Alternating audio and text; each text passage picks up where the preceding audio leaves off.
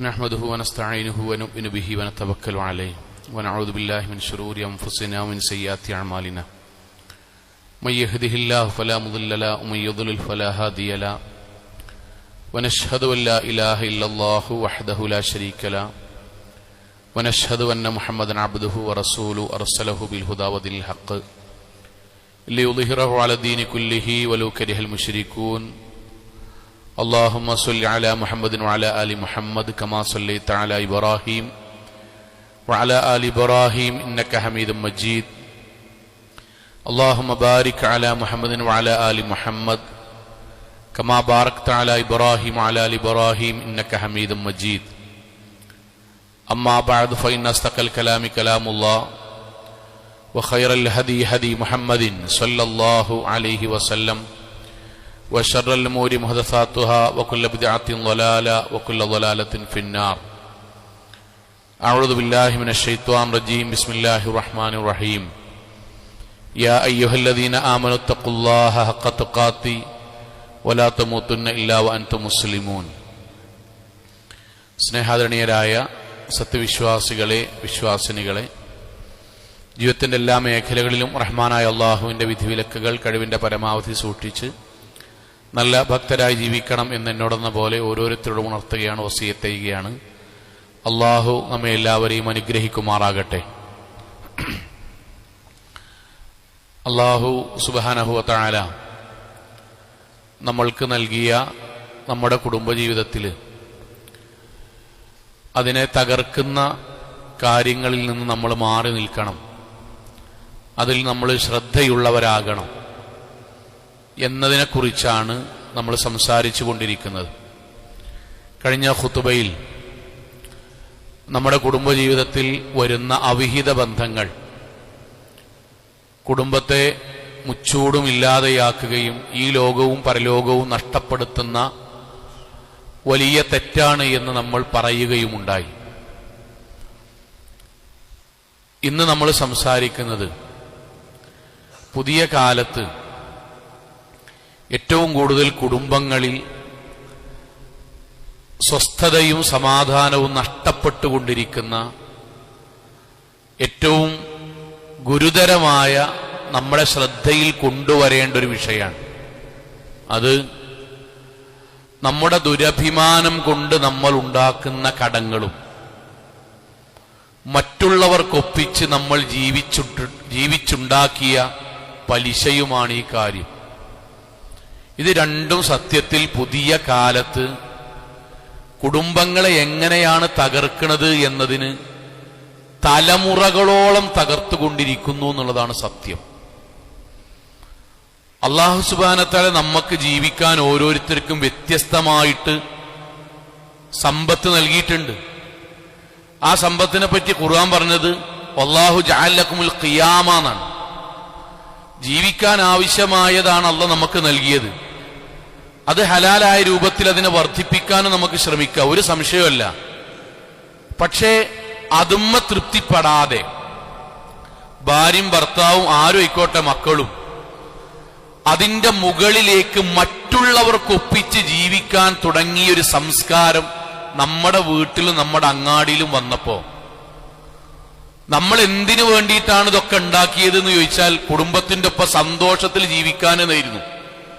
ആ സന്തോഷം വീട്ടിൽ നിന്നാണ് പോയി, ആ ആനന്ദം വീട്ടിൽ നിന്നാണ് പോയി, ആ ആഹ്ലാദം അന്നു മുതൽ നമ്മളെ വീട്ടിൽ നിന്ന് പോയി. നിങ്ങൾ ആലോചിച്ച് നോക്കൂ, എപ്പോഴാണ് നമ്മുടെ വീട്ടിൽ സന്തോഷം ഉണ്ടാകുക? എപ്പോഴുണ്ടാകുക? നമുക്ക് മനസ്സമാധാനം ഉണ്ടാകുമ്പോഴാണ് ആ വീട്ടിൽ സന്തോഷം ഉണ്ടാകുക. കാരണം മനസ്സമാധാനം ഉണ്ടാകുമ്പോഴേ വീട്ടിൽ നല്ലപോലെ വർത്താനം പറയാൻ കഴിയുള്ളൂ. നല്ലതുപോലെ വർത്തമാനം പറയുമ്പോഴേ ഭാര്യയും മക്കളും തമ്മിൽ അടുപ്പുണ്ടാവുള്ളൂ. നമ്മൾ വീട്ടിലേക്ക് ചെല്ലുന്നു, സ്നേഹത്തോടുകൂടി നമ്മുടെ കുടുംബാംഗങ്ങളോട് തുറന്ന് സംസാരിക്കുമ്പോഴാണ് മക്കൾക്ക് വാപ്പാന്നുള്ള ഇഷ്ടം വരിക. അപ്പോഴാണ് ഇക്കാക്ക വന്നു എന്നുള്ള സ്നേഹം ഭാര്യക്ക് ഉണ്ടാകുക. ഉമ്മമാരെ, നിങ്ങളെ ഇക്കാക്ക വരുമ്പം മക്കള് വരുമ്പം മനസ്സു തുറന്ന് സന്തോഷത്തോടുകൂടി സംസാരിക്കുമ്പോഴാണ് നിങ്ങളുടെ സാന്നിധ്യം ആ വീട്ടിൽ സന്തോഷമായി മാറുക. അതിന് അടിസ്ഥാനം എന്താന്ന് വെച്ചാൽ മനസ്സംതൃപ്തിയോടുകൂടി സംസാരിക്കാൻ കഴിയണം, ഇരിക്കാൻ കഴിയണം, കിടക്കാൻ കഴിയണം എന്നാണ്. നമ്മുടെ ആർഭാട ജീവിതം കൊണ്ടും മറ്റുള്ളവർക്ക് ഒപ്പിച്ച് ജീവിക്കാൻ ശ്രമിച്ചത് കൊണ്ടും നമ്മളിൽ കടവും പലിശയും വന്ന ആദ്യം പോകുക എന്താ അറിയോ? ഫസ്റ്റ് പോകുക മനസമാധാനാണ്. മനസമാധാനം പോയാൽ പിന്നെ സംസാരം നമ്മൾ വിചാരിച്ച പോലെ ആകൂല. ടെൻഷനിൽ വീട്ടിലേക്ക് വരും, സംസാരം ഇഷ്ടപ്പെട്ട രൂപത്തിലാവൂല. മക്കളൊരു 2-3 ആഴ്ചക്ക് വാപ്പാനെ നോക്കും, നമ്മൾ നോക്കും. നമ്മൾ വേണ്ടത്ര പോലെ പരിഗണിക്കണില്ല, ഓര് നമ്മളേക്കെന്ന് അകലും. ഭാര്യ പറയണ പലതും നമ്മൾ കേൾക്കണില്ല, ഭാര്യയും അകലും.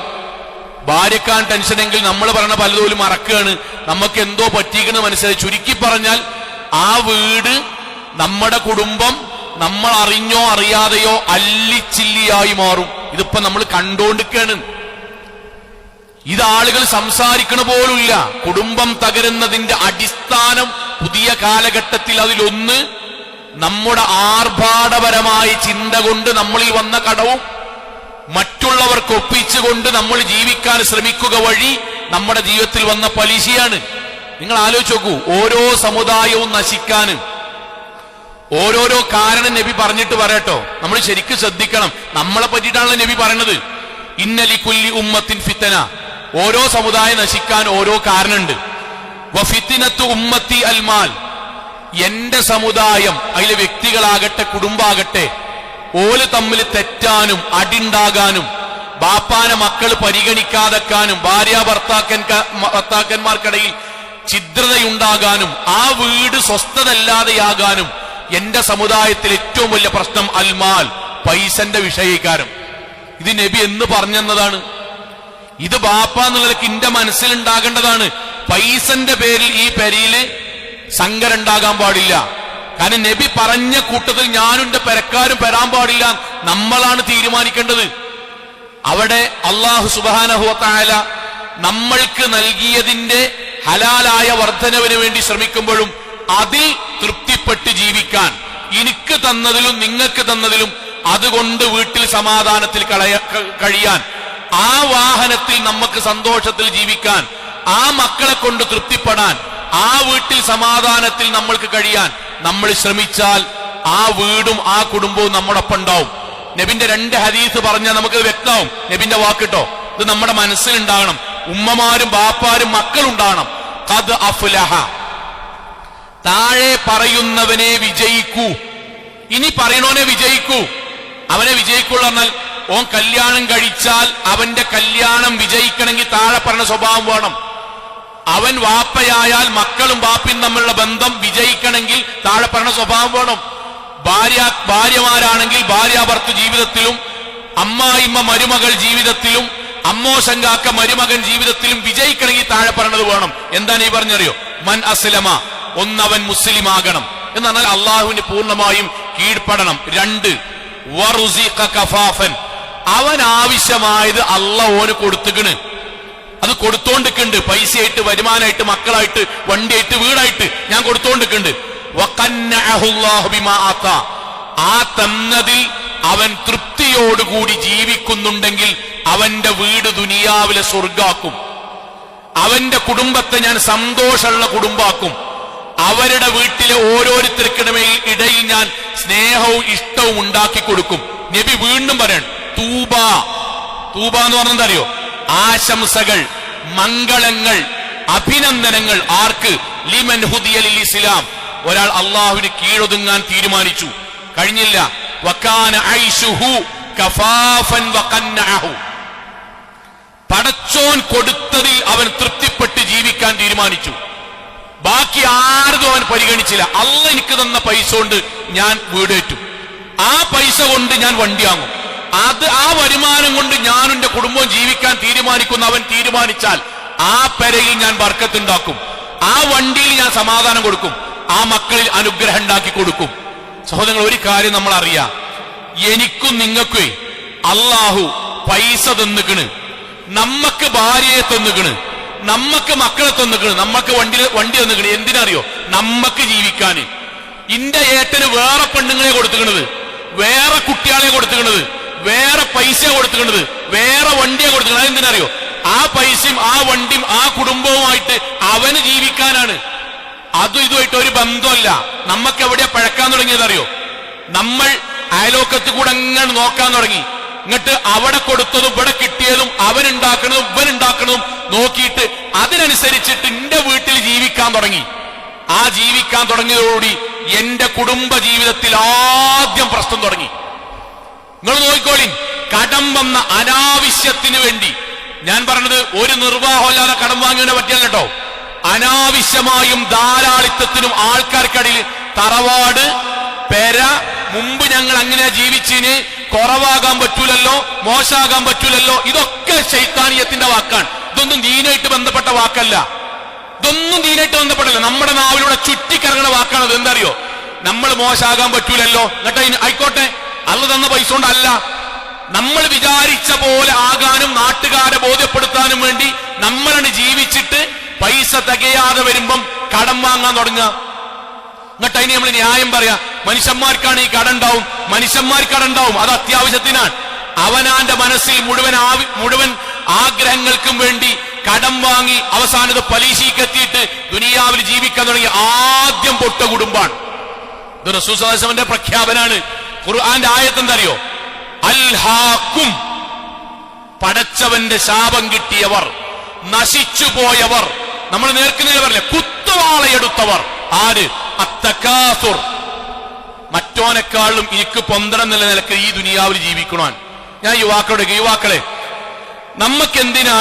നമുക്കൊരു വണ്ടിന്റെ എഴുതിക്കോളി, നമ്മൾ എന്തിനാണ് പലിശക്ക് പൈസ എടുത്താണ്ട് ഐഫോണിന്റെ 70 പ്രോയും 17 ഒക്കെ നമ്മളിപ്പോ പുതിയ വാങ്ങണം? എന്തിനാ? നിലവിലുള്ള ഫോൺ തികയാത്തോണ്ടല്ല. ചിലർക്ക് അത്യാവശ്യം ബിസിനസിന്റെ കാര്യത്തിൽ ഉണ്ടാവും, അതിനെ കുറ്റം പറയില്ല. നമുക്ക് നിലവിലുള്ള ഫോണിന്റെ മുകളിൽ നമ്മൾ EMI അടച്ച് പലിശ കൊടുത്തിട്ടൊരു ഫോൺ വാങ്ങുന്നതിന്റെ ഒറ്റ ലക്ഷ്യങ്ങൾ പറഞ്ഞാണ്. ഒറ്റ ലക്ഷ്യം എന്തിനാ അറിയോ? അതിങ്ങനെ ആൾക്കാർക്ക് അടിയൂടെ കാട്ടിയിട്ട് ഞാൻ മോശക്കാരനെല്ലാം തെളിയിക്കാൻ. വേറൊരു ആവശ്യങ്ങൾ പറഞ്ഞാണ്. വേറൊരു ആവശ്യം, എനിക്കൊരു ബൈക്ക് ഉണ്ടായിട്ട് ഞാൻ രണ്ടാമത് വേറൊരു 1.5 ലക്ഷത്തിന്റെയും 2.5 ലക്ഷത്തിന്റെയും ബൈക്ക് വാങ്ങി ബാക്കത്തെ സീറ്റും കട്ട് ചെയ്ത് പുകക്കോയിന്റെ ശബ്ദം ഉണ്ടാക്കിയിട്ട് ഞാൻ അടവണ്ണങ്ങാടി കൂടെ ടക്ക് ടക്ക് എന്ന് പോണീന് നിങ്ങൾ ദുനിയാവിൽ ഒരൊറ്റ ലക്ഷ്യം പറഞ്ഞാണ്. എന്താ അറിയോ? ഞാൻ എന്റെ വാപ്പാന്റെയും കുടുംബത്തിന് തറവാട് പെട്ടവനാണ്, അതിനെ പറ്റിയൊരു ടീഷർട്ട് ഇട്ടിട്ട് ആൾക്കാരുടെ കൂടെ 4 അങ്ങോട്ടും ഇങ്ങോട്ടും പോലും ഒറ്റ ലക്ഷ്യമുള്ളൂ, ഞാൻ സംഭവമാണ്. അത് ആൾക്കാർ അംഗീകരിക്കണം. അതുകൊണ്ടാണല്ലോ അവനാന്റെ വാപ്പാന്റെ അമ്മാന്റെ ഒക്കെ പൈസ വാങ്ങിയിട്ട് നാട്ടിലത്തെ 21-കാരനും 22-കാരനും കൊടുത്തിട്ട് 4, 5, 8, 10 കോടി പോയി കിടക്കണില്ലേ? അതെങ്ങനെ നമ്മുടെ നാട്ടിൽ വന്നത്? 250 കോടി എങ്ങനെയാ പോയത് നമ്മുടെ നാട്ടിൽ? ഇൻസൈഡും ചെയ്ത് ഏതെങ്കിലും ഒരു ഹുക്കിന്റെ അവിടെ ഐപോഡിന്റെ എത്ര പോകുന്നൊരു കട്ടിൻ തൂക്കി വന്ന് കൂളിംഗ് ഗ്ലാസ് ഇട്ട് എവിടുന്നെങ്കിലും ഹരിയാനയിൽ നിന്ന് കൊണ്ടുവന്ന BMW ആയിട്ട് വന്നാൽ നമ്മൾ പൈസ കൊടുക്കുന്നിടത്തേക്ക് എങ്ങനെ എത്തിയത്? ഈ കിബിറോണ്ടാണ്, ഈ അഹങ്കാരം കൊണ്ടാണ്. പള്ളിയും പറമ്പെന്ന് എത്ര വട്ടം അള്ളാന്റെ ഹദീസും അള്ളാഹുവിന്റെ വാക്കും പ്രവാചകന്റെ ഹദീസും പറഞ്ഞിട്ടും എന്തുകൊണ്ടാണ് യുവാക്കളെ നമ്മുടെ വീട്ടിൽ സ്വസ്ഥത പോയില്ലേ? ഉമ്മാരേക്കാൾ എവിടെ പണ്ടം, ബാപ്പാരേക്കാൾ എവിടെ ആധാരം? ഏതാ പോയത്? ആർക്കാ പോയത്? അവനാന്റെ വീട്ടിൽ പോയി, അവനാന്റെ കുടുംബത്തിൽ പോയി. അള്ളാഹുവിനെ വിട്ടു, റസൂലുള്ളാഹിനെ വിട്ടു, മോട്ടിവേഷൻ സ്പീക്കർമാരുടെ കൂടെ പോയി. എന്താ അറിയോ? റിസ്ക് എടുക്കാത്തവന് വിജയമില്ല, റിസ്ക് എടുക്കാത്തവന് വിജയമില്ല. നെഗറ്റീവ് പറയുന്നവരുടെ കൂടെ പോകണ്ട കേട്ടോ. അവരോടൊക്കെ പറയും ഞങ്ങൾ ആധാരം കൊണ്ടുപോയി പണയം വെച്ച് അള്ളാന്റെ മാർഗത്തിലല്ല, ഹറാമായ മാർഗത്തിൽ. പൈസ എവിടെ? റിസ്ക് എടുത്തതാണ്. പൈസ എവിടെ? നാട്ടിലുള്ള മുഴുവൻ ആളുകൾക്കും നമ്മുടെ ആധാരവും നമ്മുടെ പണ്ടവും നമ്മുടെ പെരയും കൊടുത്തത് ഈ ആർത്തിയുടെ പേരിലാണ്. കടം വന്നു. ഇപ്പൊ എന്തായി അറിയോ? ഉമ്മ മകനോട് തെറ്റി, മകൻ ബാപ്പാണ്ട് തെറ്റി, രണ്ടുപേരും മിണ്ടാതായി. ആർക്ക് പോയി? മസ്കൻ എന്ന് അള്ള വിളിച്ച വീട്ടിൽ, സമാധാനത്തിന്റെ ഉത്ഭവ കേന്ദ്രം എന്ന് വിളിച്ച നമ്മുടെ വീട്ടിൽ സമാധാനമില്ലാതെ പ്രാഗി പറഞ്ഞ് കുടുംബം ജീവിക്കാൻ തുടങ്ങി. ഇത് അവസാനിപ്പിക്കണം. ഇത് നമ്മളെ കുടുംബത്തിൽ നിർത്തണം. പ്രവാചകൻ സല്ലല്ലാഹു അലൈഹി വസല്ലം നമ്മളോട് പറഞ്ഞ ഹദീസുകൾ നമ്മുടെ മനസ്സിൽ കൊണ്ടുവരണം. നമ്മുടെ നാട്ടില് ഒരാൾ വീട് കയറ്റി, ഞാനിത് ബോധ്യപ്പെടുത്താൻ വേണ്ടി പറയാം. വീട് കയറ്റിയിട്ട് ആ വീട്ടിൽ സന്തോഷത്തിൽ ജീവിക്കണ മനുഷ്യന്മാരുണ്ട്. വീട് കയറ്റി അന്ന് മുതൽ മരിക്കും വരെ ആ പെരയിൽ സമാധാനമില്ലാതെ ജീവിക്കണവരുണ്ട്. നമ്മുടെ നാട്ടിലില്ലേ? എന്താ തമ്മിൽ വ്യത്യാസം?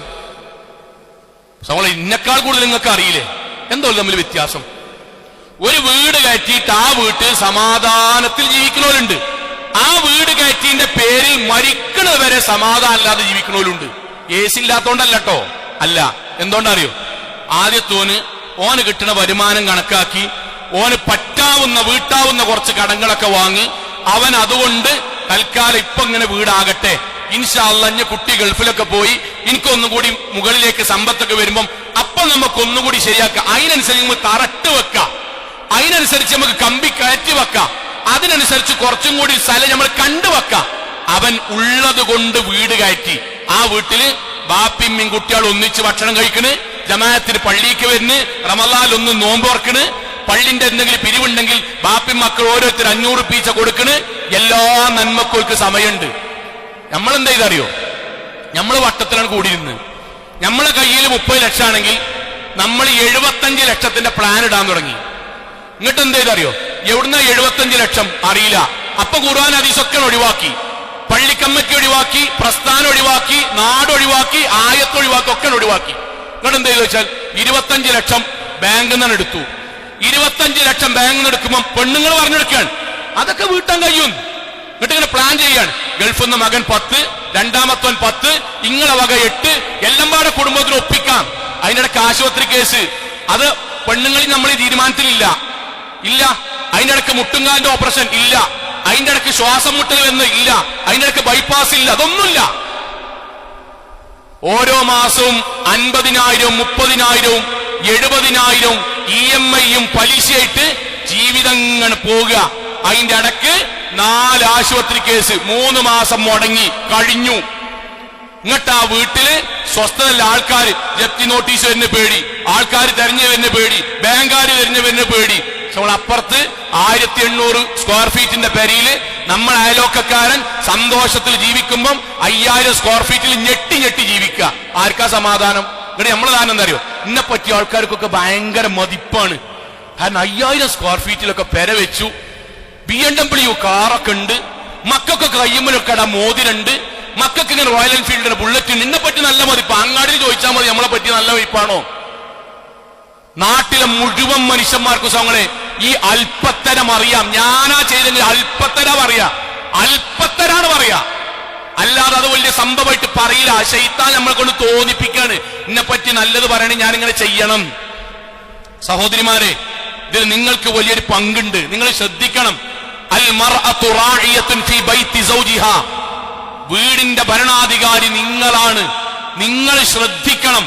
കുടുംബത്തിൽ അനാവശ്യ ചെലവും അമിതമായ ആവശ്യത്തിന് വേണ്ടിയുള്ള പലിശയും കടവും വരുന്നത് നിങ്ങൾ ശ്രദ്ധിക്കണം. അത് നിങ്ങൾ നേതൃത്വം നൽകണോലാകരുത്.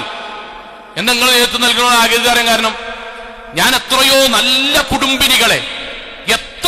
കുടുംബിനികളുണ്ട് സങ്ങളെ, എത്രയോ നല്ല പരീക്ഷന്മാര് പറഞ്ഞേക്കണ്. എന്റെ ഭാര്യ, ഞാനാണ് മൗലവി കുറച്ചൊക്കെ ഒരു ദൂർത്തൊക്കെ ഉള്ള ആള്, ഞാനാണ് ദൂർത്ത്, അങ്ങനെ പാരമ്പര്യമായിട്ട് അങ്ങനെ ആയതുകൊണ്ടാണ്. പക്ഷെ എന്റെ പെണ്ണുങ്ങൾ വളരെ മാന്യമായി ഒച്ചമ്പിളൊന്നും ഉണ്ടാക്കാതെ മെല്ലെ മെല്ലെ ഇങ്ങനെ ചെലവാക്കി, ആവശ്യത്തിന് ചെലവാക്കി, എല്ലാം ഇങ്ങനെ നിയന്ത്രിച്ച് ഇങ്ങനെ വന്നു. ഇപ്പൊ എനിക്ക് അതിന്റെ ഹൈറ് ഞാൻ അനുഭവിക്കാൻ. ഓള് മക്കളെ അത് പറഞ്ഞ് ബോധ്യപ്പെടുത്തും. ഇന്റെ ആവശ്യങ്ങളെല്ലാം ഇങ്ങനെ തർത്തീബായിക്കൊണ്ട്. എത്ര നല്ല ഭാര്യമാർ, അൽഹംദുലില്ലാഹ്, അല്ലാഹു അവർക്ക് ഹൈറ് നൽകുമാറാകട്ടെ. എത്രയോ നല്ല സഹോദരിമാരുണ്ട്. അതിന് പകരം സഹോദരിമാരെ, അവനാന്റെ ജീവിതത്തിലെ മുഴുവൻ ആഗ്രഹത്തിനും ഇക്കാക്കാന്റെ വരുമാനം കൂടി നോക്കാതെ ആവശ്യപ്പെട്ടൻ ജീവിക്കുക. സൂപ്പർ മാർക്കറ്റിൽ പോവുക, അങ്ങനെ എടുക്കുക. മൂപ്പരോട് വണ്ടി കുത്തർന്നോളി, ഞാൻ 3/4 മണിക്കൂർ കഴിഞ്ഞിട്ടാ വരിക. ലിസ്റ്റ് ഒന്നുമില്ല, ലിസ്റ്റ് അവനാന്റെ മനസ്സിലാ, പോവുക, എടുക്കുക. എന്നിട്ട് ക്യൂ നിൽക്കുന്നിടത്ത് വെറുതെ 10 മിനിറ്റ് വെറുതെ അല്ലേ, എന്നാ ഇവിടുന്ന് ഒരു 3 ചോക്ലേറ്റ് കൂടി ഏറെടുക്കുക. ഓൺലൈനിൽ കണ്ട മുഴുവൻ സാധനത്തിന്റെ പുറമെ ഓൺലൈനിൽ ആദ്യം ഇക്കാക്കാനോട് പറയലേനി, ഇപ്പൊ ഇക്കാക്കാനോട് സ്ത്രീ സ്വാതന്ത്ര്യത്തിന്റെ പേരിൽ സ്വന്തമായിട്ട് ഫോണിൽ ഗൂഗിൾ പേ ഉണ്ടാക്കി വെച്ചിട്ട് അവനാന് വേണ്ടത് മുഴുവൻ ഓൺലൈനിൽ വേറെ വരുത്തുക. ഞാൻ ഒരിക്കലും ആവശ്യമുള്ള കാര്യത്തിനെ പറ്റിയിട്ട് അല്ലട്ടോ സഹോദരിമാരെ പറയണത്, അല്ല. നമ്മുടെ വീട്ടിൽ നമ്മൾ വാങ്ങിയിട്ട് സാങ്കല്പിക ലോകത്ത് ഇത് ആവശ്യമുണ്ടായേക്കാം, ഇത് ഉപയോഗിച്ചേക്കാം എന്ന നമ്മുടെ സാങ്കല്പിക ലോകത്ത് നമ്മൾ വാങ്ങിവെച്ച് വീട്ടിൽ ഉപയോഗിക്കാതെയോ 1-2 മാസം മാത്രം ഉപയോഗിച്ചിട്ട് പെൻഡിങ്ങിൽ കിടക്കുകയോ ചെയ്ത വസ്തുക്കൾ മാത്രം നിങ്ങൾ അടുത്ത വെള്ളിയാഴ്ച വീടിന്റെ പുറത്തേക്ക് എടുത്തുകൊണ്ടി ഒരു നാട്ടിൽ കച്ചവടം തുടങ്ങാം. ഇത്രയും എങ്ങനെ ഉണ്ടായത് അറിയോ? നമ്മുടെ മനസ്സിലെ ദൂർത്തുകൊണ്ടുണ്ടായതാണ്. അതുകൊണ്ട് അള്ളാഹ് പറഞ്ഞത്, പടച്ചോന്റെ വാക്കാണ്, ഇന്നല്ലാഹ ലാ യുഹിബ്ബു മൻ കാന മുഖ്താലൻ ഫഖൂറ. ആൾക്കാർക്കടിയിൽ സംഭവാകാനും അഹന്തയോടുകൂടി ജീവിക്കാനും ഞങ്ങൾ പൈസക്കാരാന്ന് അറിയിക്കാനും കുറഞ്ഞോലെല്ലാം തെളിയിക്കാനും വേണ്ടി ജീവിക്കണ ഒരൊറ്റ കുട്ടിനെ അള്ളാഹ്ക്ക് ഇഷ്ടല്ല. ഒരു കുട്ടിനെ അള്ളാഹ്ക്ക് ഇഷ്ടല്ല. ഇതാണ് നമ്മുടെ കുടുംബം പൊട്ടിനിന്റെ രണ്ടാമത്തെ കാരണം. നമ്മളെ വീട് നമ്മുടെ വരുമാനത്തിനനുസരിച്ച് വാപ്പാരെ ഉമ്മാരെ ആക്കിക്കോളി, സന്തോഷം ഉണ്ടാവും. അല്ലെങ്കിൽ വീട് കയറ്റിയിട്ട് AC വെച്ചിട്ടും നിന്ന് വിയർക്കേണ്ടി വരും. അപ്പുറത്തോൻ ഫാനിട്ടിട്ട് കുളിര വന്നിട്ട് ഫാനൊന്ന് കുറച്ചാന്ന് പറയുമ്പോ അപ്പുറത്ത് AC 16 പെരന്റെ ഉള്ളിൽ നിന്ന് കച്ചറിക്കാരം. എന്തേ കാരണം എന്ന് വെച്ചാൽ കടം വീടുന്നില്ല. കടം വീടാത്തവന് എന്ത് സമാധാനം ഉണ്ടാകുക? ഓന് സംസാരത്തിൽ റൊമാൻറ്റിക് വരൂല, ഉറപ്പല്ലേ? ഓന് കുട്ടികളെ കൊണ്ട് ഞാൻ കടക്കാരനാണ്, എന്റെ കുട്ടി എന്നിട്ട് ബാപ്പ ഫീസ് എടുക്കാനേക്കണം, എനിക്ക് ദേഷ്യം വരും. അതിന്റെ സംസാരത്തിൽ പ്രകടവും. എനിക്ക് കടണ്ടായ എന്റെ പെണ്ണുങ്ങൾ എന്നിട്ട് എന്റെ അഞ്ചത്തിന്റെ കല്യാണം ഉണ്ട്, എന്തെങ്കിലും കൊടുക്കണ്ട, എനിക്ക് ദേഷ്യം വരും. നിലവിൽ തന്നെ കടണ്ട്. അപ്പൊ എന്റെ സംസാരം പെരുമാറ്റം മാറും. എന്തിനേറെ എന്റെ ചങ്ങായിനെ കല്യാണത്തിന് വിളിക്കാൻ എനിക്ക് പേടിയാവും. പോയ എന്തെങ്കിലും കൊടുക്കണ്ടേ, നിലവിൽ തന്നെ കടണ്ട്.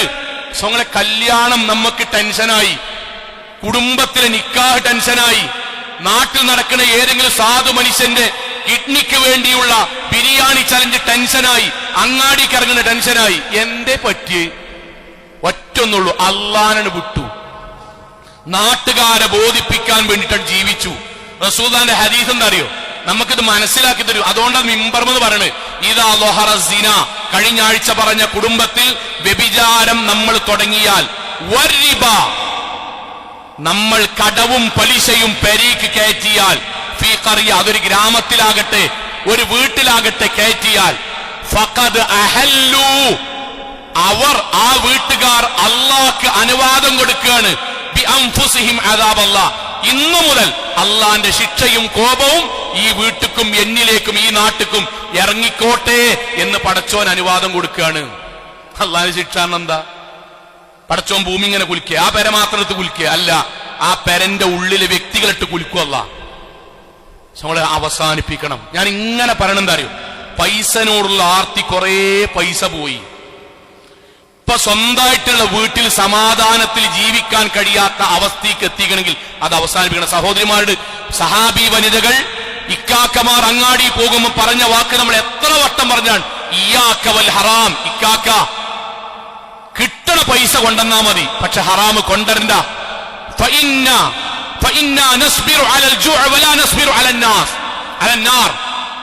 പട്ടിണി സഹിക്കാം, നരകം സഹിക്കാൻ വയ്യ.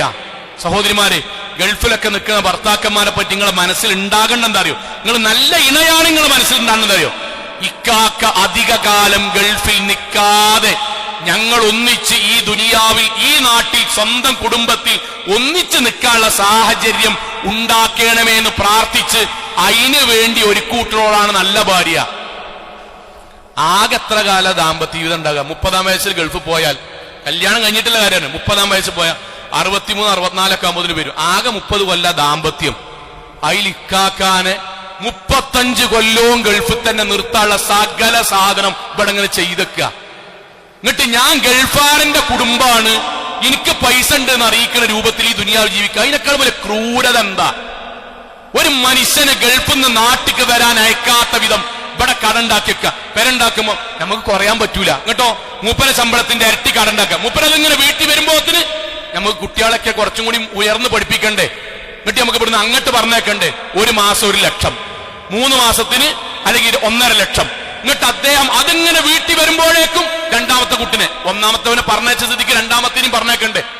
ഇയാൾ അവിടെ കടന്ന് ജീവിച്ച് വെയിലും കൊണ്ട് അധ്വാനിച്ച് ഏട്ടന്റെ മകന്റെ കല്യാണത്തിനും വരാൻ വയ്യ, നാട്ടിലൊരു കാര്യത്തിനും വരാൻ വയ്യ, ഒന്നിനും വരാൻ വയ്യാതെ ജീവിതത്തിൽ വീടിനും കല്യാണത്തിനും പഠനത്തിനും ഫീസിനും ആശുപത്രി കേസിനും ഒക്കത്തിനും കഴിഞ്ഞ് 63-ാമത്തെ വയസ്സിൽ നരച്ച് നെഞ്ചുവേദനയും വന്ന് നാട്ടിലെത്തിയിട്ട് 2 ദിവസം ഇവിടെ നിൽക്കുമ്പോത്തിന് പെണ്ണുങ്ങളെ വക, നിങ്ങൾക്ക് എന്തേ പഴയമാരി ഒരു എനർജറ്റിക് ഇല്ലാത്ത? നിങ്ങൾക്ക് എന്തേ ഇപ്പൊ പെരനോടൊരു അറ്റാച്ച്മെന്റ് ഇല്ലാത്ത? 35 കൊല്ലം ഗൾഫിൽ പോയിട്ട് നിങ്ങളൊന്നും നോക്കണം, അറ്റാച്ച്മെന്റ് ഉണ്ടാവുമെന്ന് അറിയാൻ. ഞാനിത് ഇങ്ങനെ പറയാൻ നിങ്ങൾ ഏറ്റവും വലിയ പ്രാർത്ഥന എന്താണെന്നറിയോ? പടച്ചോനെ, ഇക്കാക്കാനെ ഞാൻ കാരണം അധികം ഗൾഫ് നാട്ടിൽ നിർത്താൻ കഴിയാത്ത വിധം ഈ നാട്ടിൽ ഞങ്ങൾക്ക് ഒന്നിച്ച്, ഞാനും എന്റെ കുട്ടികളും എന്റെ അക്കാക്കും ഒന്നിച്ച് ജീവിക്കാൻ പറ്റുന്ന രൂപത്തിലാക്കിയാൽ മതി. അതിനെന്താ തടസ്സം? കടാണെങ്കിൽ ആ കടം വരുത്താതെ ഞാനാ നോക്കണ്ടേ? അത് സഹോദരിമാര് തീരുമാനിക്കണം. എല്ലാ സൽക്കാരത്തിനും ഓലൊക്കെ എങ്ങനെയാകുമ്പോ നമ്മളറിട്ട് ഇങ്ങോട്ടൊരു 1500 റുപ്യന്റെ പൊതിയും കൊണ്ട് നിങ്ങൾ പോകണം. നിങ്ങൾക്ക് ഓട്ടോറിക്ഷയിൽ പോകാൻ പറ്റൂല, നിങ്ങൾക്ക് ടാക്സി തന്നെ വിളിക്കണം. കാരണം ഗൾഫിലാണ് ഭർത്താവ്. ഇതൊക്കെ നിങ്ങൾ ഇക്കാക്കാണ്ട് ചോദിച്ചിക്കണോ? മൂപ്പർക്ക് സംതൃപ്തി ഉണ്ടോ? സുരക്ഷിതത്വത്തിന് വേണ്ടി ഗൾഫ് എന്ന് പറയും. പക്ഷെ നിങ്ങളാ തീരുമാനിക്കണ്ടേ കാക്ക, അങ്ങനെ പോയാല് 5 ഇരട്ടി പൈസയാണ്, നിങ്ങൾക്ക് അടുത്ത കാലത്തൊന്നും വരാൻ കഴിയില്ല, ഞമ്മക്ക് ഒന്നിച്ച് ജീവിക്കാണ് പ്രധാനം എന്ന് തീരുമാനിക്കേണ്ട നിങ്ങളാണ്. ഉമ്മമാരുടെ ഒരു വാക്കുകൂടി, ഉമ്മാരെ ഒരു കാര്യം നിങ്ങൾ അറിയാതെ നിങ്ങളുടെ മക്കൾക്ക്, ആൺകുട്ടികൾക്ക് ചില ഭാരങ്ങൾ കുടുംബ ജീവിതത്തിൽ ജീവിക്കാൻ കഴിയാത്തത് നിങ്ങൾ കൊടുക്കുന്നുണ്ട്. അത് പറയൽ നിർബന്ധമാണ്. അതുകൊണ്ടാണ് പറയണത്. ഉമ്മാരികൾ അറിഞ്ഞുകൊണ്ടല്ല, നിങ്ങൾക്ക് ഏറ്റവും ഇഷ്ടങ്ങളെ മക്കളെ തന്നെയാണ്, ഒരു സംശയമല്ല. പക്ഷെ ആ ഇഷ്ടത്തിന്റെ പേരിൽ ആൺകുട്ടികളുടെ വിഷയത്തിൽ നിങ്ങൾക്ക് ചെറിയൊരു കാര്യം നിങ്ങൾ ചെയ്യേണ്ടതുണ്ട്. അതെന്താ അറിയോ? ഒരു ആൺകുട്ടി നമ്മുടെ കുടുംബത്തിൽ ഉണ്ടാകുകയാണെങ്കിൽ ഓനൊരു 10-20 വയസ്സ് 22 വയസ്സാകുമ്പോഴേക്കും ഉമ്മമാർ സന്മനസ്സോട് കൂടിയിട്ടാ പറയണത്, ഇത് കുറ്റായിട്ടല്ല. ചെമ്മാരിങ്ങനെ 2-3 പെങ്ങന്മാരുണ്ടെങ്കിൽ ആ പെങ്ങളും ആ പെങ്ങളെ കുടുംബവും മരിക്കണത് വരെ നോക്കേണ്ട ഡ്യൂട്ടി ഈ ആൺകുട്ടി കൊടുക്കും. പൈസ ഉണ്ടെങ്കിൽ കുഴപ്പമില്ല, എല്ലാവർക്കും പൈസ അല്ലല്ലന്മാര്, എല്ലാവർക്കും കഴിയില്ല. ആങ്ങളമാരോട് പറയും വേണ്ട, സൂചിപ്പിച്ചാ മതി നോക്കണം. ഇതെന്താന്ന് വെച്ചാൽ ഇങ്ങനെ വരുമ്പോഴേക്കും ഓനോട് പറയും, നോക്കി എന്റെ പഠനം നോക്കണം, എന്റെ ജോലി നോക്കണം, പെങ്ങളെ കെട്ടിക്കാനേക്കണ്. ഓൻ അന്ന് മുതൽ തുടങ്ങാട്ടോ. ഓന് ജോലി എന്താ അറിയും ജീവിതത്തിൽ? പെങ്ങളെ കെട്ടിക്കാൻ, പിന്നീട് അധ്വാനിക്കാം. അധ്വാനിച്ച് ഇങ്ങനെ വരുന്ന് അതിന് കുറച്ചൊക്കെ പൈസ ഉണ്ടാക്കി വരുമ്പോഴേക്കും പെങ്ങളെ കല്യാണം 1ാമത്തെ കഴിഞ്ഞു. ഓൻ അതിന്റെ കടങ്ങനെ വീട്ടിക്കൊണ്ടിരിക്കുമ്പോഴേക്കും ആ പെങ്ങൾക്ക് കുട്ടി ഉണ്ടാവും. നേരത്തെ നമ്മൾ പറഞ്ഞ പോലെ എന്ത് പറയും, ജമ്മോനാണ് എന്തെങ്കിലും ചെയ്യണം, ഓൻ പിന്നെയും കടം വാങ്ങൂട്ടോ. അതിങ്ങനെ ആയി വരുമ്പോഴേക്കും 2ാമത്തെ പെങ്ങളെ കെട്ടിക്കാനേക്കിട്ടോ ഓനോട് പറയണം. അവൻ വീണ്ടും അധ്വാനിക്ക. ഓന്റെ കുടുംബജീവിതത്തെ പറ്റി എന്താ പറഞ്ഞു കൊടുക്കാറിയോ? എല്ലാരും കഴിഞ്ഞിട്ട് എനിക്ക് കെട്ടാൻ പറ്റുള്ളൂ. എന്നിട്ടോ 2ാമത്തെ പെങ്ങനെ നോക്കി വരുമ്പോഴേക്കും 1ാമത്തെ പെങ്ങൾക്ക് പേരുണ്ടാക്കണം. അപ്പോൾ ഓനോട് പറയണം, നോക്കിയാ ഈ പെരിയിലെ മൂത്ത കുട്ടിയാണ്, 2ാമത്തെ കുട്ടിയാണ്, പേരുണ്ടാക്കുമ്പോ നമ്മളെ വക എന്തെങ്കിലും വേണം, ഈ ഒരു 10 ലക്ഷം അയച്ചു കൊടുക്കട്ടോ. 3 ആളെ കെട്ടിച്ച് അവിടുത്തെ കുട്ടിയാൾക്ക് സ്വർണ്ണം ഉണ്ടാക്കി ഓർക്ക് പെര വെച്ചുകൊടുക്കുമ്പോഴത്തേനും ഇവൻ പകുതിയായി, ഇവൻ മുക്കാഭാഗല്ലാതായി. എന്നിട്ട് ഓന് 2-3 മിനിറ്റ് ഓന്റെ പെണ്ണുങ്ങളോട് കല്യാണം കഴിച്ചിട്ടൊന്ന് സംസാരിക്കുമ്പോഴേക്കും ഇങ്ങനെ പെണ്ണുങ്ങളെപ്പോ കൊഞ്ചി പെരി കുത്തിറക്കാണില്ലേ, കഴിഞ്ഞു, ഓന്റെ ജീവിതം കഴിഞ്ഞു. ഇത് ക്രൂരതയാണ്, ഇത് ക്രൂരതയാണ്. അവനാന്റെ പെൺകുട്ടികളോടും അവരുടെ മക്കളോടും മാത്രം ഈ പറയുന്ന സാധനം ചെയ്യുന്നുണ്ടെങ്കിൽ അത് ഇസ്ലാമിക വിരുദ്ധാണ്. അതൊരാങ്ങളോട് സൂചിപ്പിച്ചാൽ മതി, നോക്കണം ഓലെ കാര്യം നോക്കണം. ഇതേ കാര്യം ഇന്ന് വരെ ഉമ്മാരെ നിങ്ങൾ മനസ്സാക്ഷിയെ തൊട്ട് നിങ്ങൾ സംസാരിച്ചിട്ടുണ്ടോ? നമ്മുടെ ആങ്ങളമാർ, ആൺകുട്ടികൾ പെങ്ങന്മാരെയും മക്കളെയും അവരെ വീടുണ്ടാക്കാൻ, അവരെ കല്യാണത്തിന് വേണ്ടി അധ്വാനിക്കുമ്പം ഒരു തവണെങ്കിലും ആ പെങ്ങളെ മകളെ ചേർത്ത് വിളിച്ച് നോക്കിയാ, ഇന്നേ എന്റെ കല്യാണവും കുട്ടിന്റെ കാര്യവും വീടും മൊത്തേ ഇക്കാക്കിയാട്ടോ നോക്കിക്കണത്, ആ ഒരു ആദരവും ബഹുമാനം എനിക്കുണ്ടാകണട്ടോ എന്നൊരു വാചകം പറഞ്ഞിക്കണോ? ഇത് നമ്മൾ അറിയണം. അവന്റെ ജീവിതം, കുടുംബ ജീവിതം കടത്തിലും പലിശയിലും ആക്കുന്ന ഒരു ഏർപ്പാട് ഉമ്മമാരെ, വാപ്പമാരെ, കുടുംബാംഗങ്ങളെ ഉണ്ടാകരുത്. തീരുമാനിക്കേണ്ട എന്താ അറിയോ? നമ്മക്കല്ല അനുവദിച്ചു തന്ന സമ്പത്ത് വർദ്ധിക്കാൻ ഹലാലായ മാർഗത്തിൽ അധ്വാനിക്കുക. 1,40,000 എന്ന് പറയുന്നത് ഹലാലല്ല, അല്ല അല്ല. ബാക്കി അവനെ പൂരിപ്പിക്ക അല്ല. മിമ്പർമെന്ന് 2 തവണ ഖുത്ബ പറഞ്ഞത് ഏതൊക്കെയാ നമുക്ക് ഹലാല്, ഏതൊക്കെയാ ഹലാലല്ല. പക്ഷെ ആർത്തി കൊണ്ട് എല്ലാ സംഗതിയിലും പോയി പെടുമ്പം അവനവന്റെ വീട് ജപ്തി ചെയ്യുന്ന ഒരവസ്ഥ വന്നാൽ പെരീന്ന് പുറത്തേക്കാൻ ഇറങ്ങേണ്ടി വരും. അവനാന്റെ കുടുംബത്തിൽ ഛിദ്രത ഉണ്ടായാൽ ബാപ്പാരന്മാരെ ജീവിച്ചിരിക്കെ മക്കൾ തല്ലൂടുന്നത് കാണേണ്ടി വരും. കുടുംബാംഗങ്ങളെ ബിസിനസ് ചെയ്യുമ്പം വീട് പൊട്ടിയാൽ, ബിസിനസ് പൊട്ടിയാൽ വീട്ടിൽ നിന്ന് കുടുംബത്തെ ഇറക്കുന്ന ഒരു ബിസിനസ്സും ചെയ്യരുത്. അതിന് എന്ത് റിസ്ക് എന്ന് പറഞ്ഞാലും, നമ്മൾ എത്ര 2ാം നമ്പറാന്ന് പറഞ്ഞാലും 2ാം നമ്പറാന്ന് സമ്മതിക്കുക. ബാപ്പാനിമാനി പുറത്ത് കിടക്കുന്ന ഒരു ബിസിനസ്സും ചെയ്യരുത്, അതിൽ ബർക്കത്തുണ്ടാവില്ല. 1000-ൽ ഒരാൾ ജയിച്ചിട്ടുണ്ടാവും. ആ റിസ്ക് എടുത്ത ബാപ്പിമ്മിൻ ദുനിയാവിൽ നമ്മൾ ജീവിച്ചിരിക്കെ നമ്മളെ ശപിച്ച് ഈ ദുനിയാവെന്ന് മരിച്ചു പോണ കാണേണ്ടി വരും. നമ്മൾ അള്ളാഹ് അനുവദിച്ച മാർഗത്തിൽ നമ്മൾക്ക് ചെയ്യാൻ പറ്റുന്ന എല്ലാ റിസ്ക് എടുത്തോളി. പക്ഷേ അള്ളാഹു അനുവദിക്കാത്ത കടവും അള്ളാഹ് അനുവദിക്കാത്ത പലിശയും വീട്ടിലേക്ക് കയറ്റിയാൽ ആ കുടുംബത്തിൽ പടച്ചോന്റെ ശിക്ഷ നൽകാൻ നമ്മൾ അള്ളാഹ്ക്ക് അനുവാദം കൊടുക്കാന്ന ഹദീസ്. അള്ളാഹു കാത്തുരക്ഷിക്കുമാറാകട്ടെ.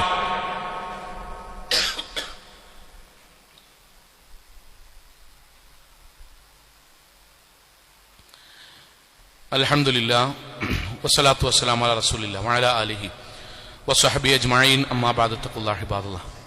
ഒരിക്കൽ കൂടി അള്ളാഹുവിനെ സൂക്ഷിച്ചുകൊണ്ട് ജീവിക്കണം എന്ന് എന്നോടെന്ന പോലെ ഓരോരുത്തരോടും ഉണർത്തുകയാണ്. സഹോദരങ്ങളെ, പ്രവാചകൻ സല്ലല്ലാഹു അലൈഹി വസല്ലമ പറഞ്ഞ ഒരു ഹദീസ് വായിക്കാം. ഫവല്ലാഹി, അല്ലാഹുവാണേ സത്യം, മാ അൽ ഫഖ്റ അഖ്ശാ അലൈക്കും, നിങ്ങൾക്ക് പട്ടിണി വരുന്നതിനെ കുറിച്ചിട്ടല്ല എനിക്ക് പേടി. പട്ടിണി വന്ന് പിന്നങ്ങള് കുഫ്റുക്കും ഇസ്ലാമിന്റെ പുറത്തേക്കും പോണിനെ പറ്റിയിട്ടല്ല എനിക്ക് പേടി. വലാകിന്നി അഖ്ശാ, പക്ഷെ ഞാൻ പേടിക്കുന്നത് അൻ തുബ്സിത അലൈക്കും അദ്ദുനിയ, ഈ ദുനിയാവ് നിങ്ങളുടെ മുന്നിൽ വിശാലമാക്കി അല്ലാഹു വെച്ചരും, ഇഷ്ടമുള്ള പോലെ ജീവിക്കാൻ.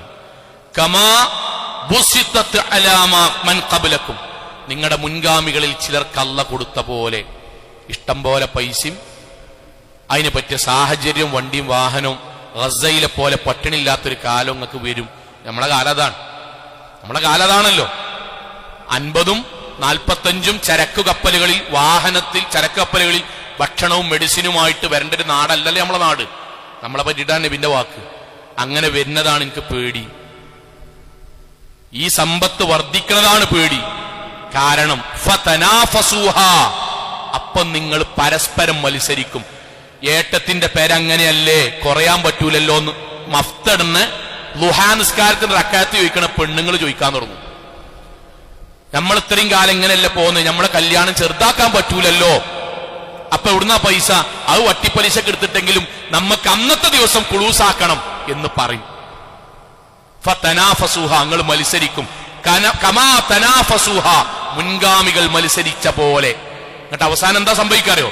വതുഹ്ലികകും കമാ അഹ്ലക്തുഹും, അവരെ അല്ലാഹു നശിപ്പിച്ച പോലെ, അവരുടെ കുടുംബം ഛിന്ന ഭിന്നമായ പോലെ, അവരുടെ നാട് പടച്ചോൻ ഇഷ്ടല്ലാതായതുപോലെ നിങ്ങളുടെ നാടും നമ്മുടെ കുടുംബവും നമ്മളെയും പടച്ചോൻ നശിപ്പിക്കും. ഇത് നമ്മൾ ശരിക്ക് ശ്രദ്ധിക്കണം.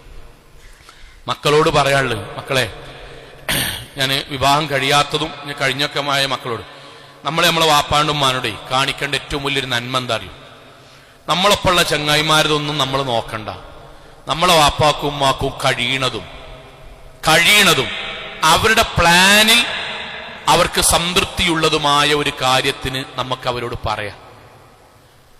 ബാപ്പാനി ഇമ്മാനി കടക്കാരാക്കിയിട്ട് നിങ്ങളൊരു കാര്യം ചെയ്താൽ ഒരു ബർക്കത്തും ഉണ്ടാവില്ല. എന്ന് മാത്രമല്ല, അവനാങ്ങട്ടന് വലുതാകുമ്പോഴേക്കും കല്യാണക്ക് കഴിയാണ്ടല്ലോ, തിരിച്ച് പള്ള നിറച്ചല്ല തരും. ഇത് ഞാൻ ഇങ്ങനെ പറയണെന്താ അറിയോ? ചില കുട്ടികളെ കാണാൻ കല്യാണത്തിന് വാപ്പാര് നൊലൊളിച്ച് വരും. എന്തേ, എന്റെ മകള് പറഞ്ഞേക്കണ്, ഓള് എന്താ BEd പഠിക്കുകയാണ്, LLBക്ക് പഠിക്കുകയാണ്, അല്ലെങ്കിൽ MTechന് പഠിക്കുകയാണ്.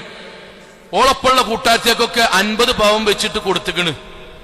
എനിക്ക് വാപ്പ മിനിമം 50 പവനെങ്കിലും ഇല്ലെങ്കിൽ ഞാൻ കല്യാണത്തിന് സമ്മതിക്കൂല. 50 പവൻ ബാപ്പാനോട്, ഒരു പവന് 19,000 റുപ്യാണ്. 50 പവൻ ഒരു കുട്ടിക്കല്ല, 2-3 പെൺകുട്ടികളുണ്ടാവും. എന്നിട്ട് ഈ കുട്ടികൾക്ക് വേണ്ടി വാപ്പ ഗൾഫൊന്നും പോരില്ല, നാട്ടിൽ അധ്വാനിച്ചിട്ട് തികയില്ല. നാട്ടുകാരെ പള്ളിക്കാരോട് ചോദിക്കാൻ പറ്റും, അത് നടക്കണില്ല. ഇതെന്ത് ക്രൂരതയാ മക്കളെ, അങ്ങനെ ചെയ്യരുത്. പാപ്പാനോടും വേണം അങ്ങനെ ചെയ്യരുത്. ഞാൻ പറഞ്ഞു, അവർ നമുക്ക് വേണ്ടി ജീവിച്ചവരല്ലേ. ഒരു വാപ്പിമ്മയും, ഞാൻ എന്തുകൊണ്ട് അങ്ങനെ പറഞ്ഞറിയോ? ഒരു വാപ്പിമ്മയും ഗൾഫ് നാട്ടിൽ ഒരു വാപ്പ നിൽക്കണമെങ്കിൽ ആ വാപ്പാന്റെ ജീവിതത്തിൽ ഏറ്റവും വലിയ പുതിയ നാട്ടിൽ നിന്നിട്ട് നിങ്ങളൊപ്പം നിൽക്കാനാണ്. അദ്ദേഹം അവിടെ നിൽക്കുന്ന ഒറ്റ കാര്യത്തിനുള്ളൂ, നമുക്ക് വേണ്ടിയിട്ടാണ്. ചൂഷണം ചെയ്യരുത്. ആൺകുട്ടികളുടെ ബിസിനസ് തുടങ്ങുമ്പോൾ നമ്മൾ ആലോചിക്കുക, നമ്മളെ തത്വവും നമ്മൾ ഉണ്ടാക്കിയിട്ടുള്ള ഫോർമുലയും സമാധാനത്തിൽ അള്ളാന്റെ കിതാബിന്റെ മുന്നിൽ മനസ്സ് വെച്ചിട്ട് നമ്മൾ ആലോചിക്കുക. ഈ പൈസ വാപ്പ മുമ്പ് എനിക്ക് തന്നിക്കണ് ബിസിനസ് നടത്താൻ, എന്റെ അത് പൊട്ടിക്കണ്, അത് എന്റെ മനസ്സിൽ ഉണ്ടാകണം. പൊട്ടും എന്ന് പറഞ്ഞിട്ട് കാര്യമില്ല, അവനാ ഉണ്ടാക്കിയ പൈസ അല്ലല്ലോ. ബാപ്പാണ്ട് പറയുമ്പോൾ നമുക്കൊരു ബോധ്യം ഉണ്ടാകണം. ബാപ്പ, ഞാൻ ഇങ്ങനൊരു പ്ലാൻ ഉണ്ട്, എന്താ നിങ്ങളുടെ അഭിപ്രായം? വാപ്പ പറയാണ്, എടാ ഇന്നാലിനെ സംഗതി ചെയ്തോ. ഉമ്മ പറയണ ഇന്നാലിനെ സംഗതി ചെയ്തോ. ഓക്കെ, ഞാൻ നോക്കട്ടെ. അങ്ങനെ ഒരു ചർച്ചയല്ലേ, അവയല്ല അള്ളാന്റെ ബർക്കത്ത് ഉണ്ടാകുക.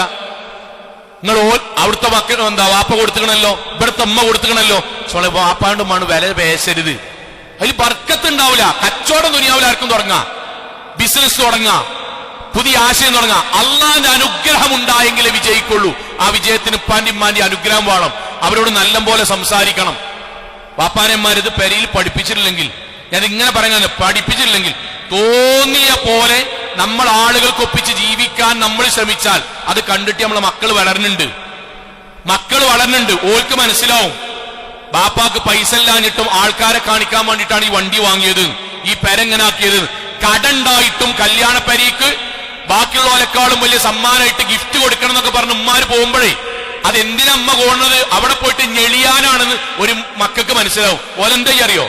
കയ്യിൽ കടായി നിൽക്കുമ്പോഴും UK പോയി പഠിക്കണം എന്നാണ് പറയും. ഞാൻ UK പോയി പഠിക്കുന്ന പറ്റി അല്ലട പറഞ്ഞത്, ഓനത് പറയും. അപ്പൊ നമ്മൾ കയ്യിൽ പൈസ അല്ല, കയ്യിൽ പൈസ ഉണ്ടായിരുന്നല്ല, നിങ്ങൾ വണ്ടി വാങ്ങി ഇത് ചോദിക്കും. അന്ന് നമുക്ക് നൊലോളി വരും. ജർമ്മനി പോണെന്ന് പറയും, കാനഡയിൽ പോണെന്ന് പറയും, ഐസ്ലാൻഡ് ഉഷാറാണെന്ന് പറയും. അതിനൊന്നല്ല കുഴപ്പം, നമുക്ക് കയ്യിൽ പൈസ ഇല്ലാതെ അപ്പൊ ബാങ്ക് അക്കൗണ്ടിൽ 30 ലക്ഷം വേണമെന്ന് പറയും. ഉണ്ടായിക്കോളി, നിങ്ങളിപ്പോ ഇതൊക്കെ ഉണ്ടായിട്ടല്ലല്ലോ ഉണ്ടാക്കിയത്. ഇമ്മപ്പൊക്കെ ഉണ്ടാക്കിയത്. ഉമ്മ ഓരോ കല്യാണത്തിന് പുതിയ ചുരിദാർ വാങ്ങണ്. അന്നിപ്പോ ബാപ്പ പറഞ്ഞില്ല കയ്യിൽ പൈസ ഇല്ല, എന്നിട്ട് ഉമ്മങ്ങൾ വാങ്ങിയിട്ടില്ല. ഇനിയോ ഞാൻ കഴിഞ്ഞ പെരുന്നാക്കിട്ടത് അതുകൊണ്ട് ഞാൻ അതെല്ലാരും കണ്ടതാണ്. ഇനിയിപ്പോ ഞാൻ കല്യാണത്തിന് വേറെ ചുരിദാർ വാങ്ങുള്ളൂ, അത് സാധാ വാങ്ങൂല, പാർട്ടി വേറെ വാങ്ങുള്ളൂ. ഇതൊക്കെ നിങ്ങൾ പറയണ എന്റെ മുന്നിൽ നല്ലേ? ഇനിയോ ഇന്റെ കാര്യം വരുമ്പോ നിങ്ങൾ ന്യായം അന്യായം ആയത്വ ഹദീസും പറയലേ എന്ന് മക്കൾ പറഞ്ഞൊരു അവസ്ഥയ്ക്ക് വീടെത്തിക്കരുത്. അന്നും നമുക്ക് മനസ്സിലാവും നമ്മൾ ഈ മിമ്പർമെന്ന് കേട്ടതൊക്കെ വഹിയാണെന്ന് അപ്പ മനസ്സിലാവും.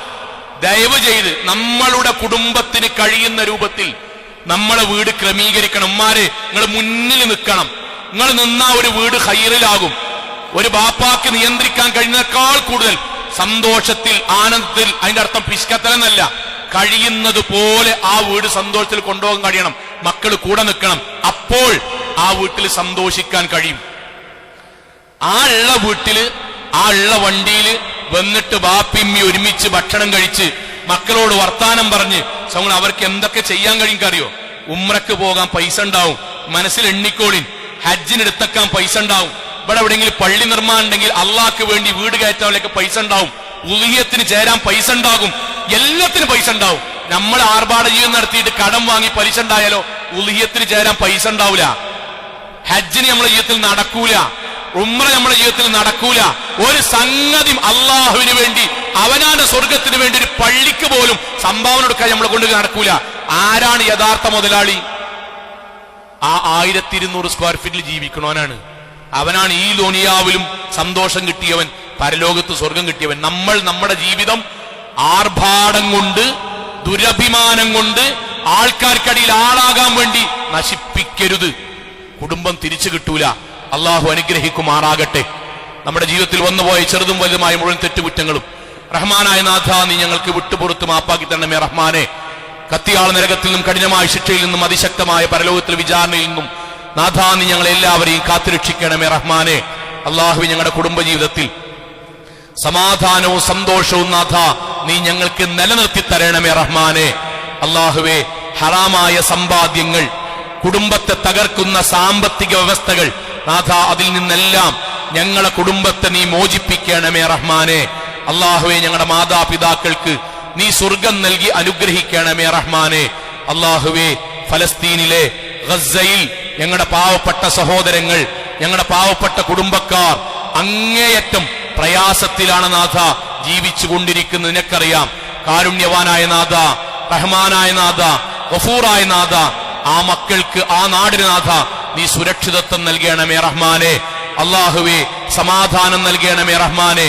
അള്ളാഹുവേ, അവർക്ക് ഭക്ഷണങ്ങളുമായി, മരുന്നുകളുമായി, ലോകത്തിന്റെ വ്യത്യസ്ത ഭാഗങ്ങളിൽ സഹായവുമായി പോയ ആളുകൾക്ക് നാഥ അവിടെ നേരിടുന്ന പ്രയാസങ്ങളെ ഇല്ലാതെയാക്കി അവരിലേക്ക് അതേ സാധനങ്ങളും ഭക്ഷണങ്ങളും എത്തുവാൻ നാഥ നീ തൗഫീഖ് നൽകണമേ റഹ്മാനെ. അള്ളാഹുവേ, തീവ്രവാദികളെ, ആ നാട്ടിൽ കൊടുംക്രൂരത ചെയ്യുന്ന ആളുകളെ നാഥ നീ നിന്ദരാക്കി തീർക്കണമേ റഹ്മാനെ.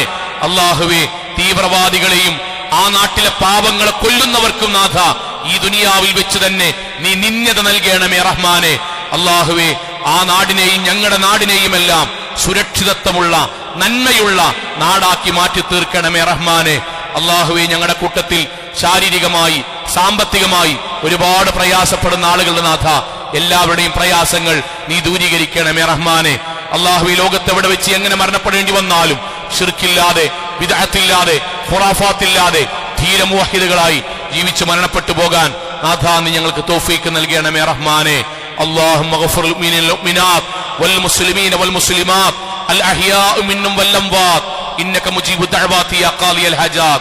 اللهم أجرنا من النار، اللهم أجرنا من النار، اللهم أجرنا من النار. ربنا آتنا في الدنيا حسنة وفي الآخرة